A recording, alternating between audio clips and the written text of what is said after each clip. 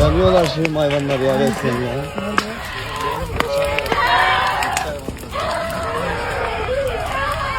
Ağalar şeyim ya, öldüler burada hayvanlar ya.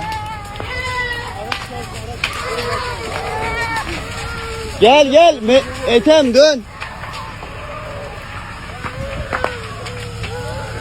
Esenli gel buraya. Gel.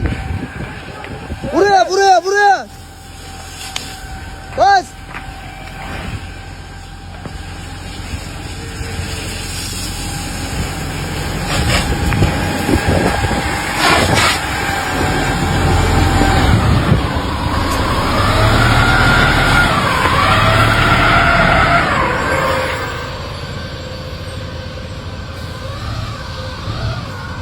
Elektrik direğinin altında.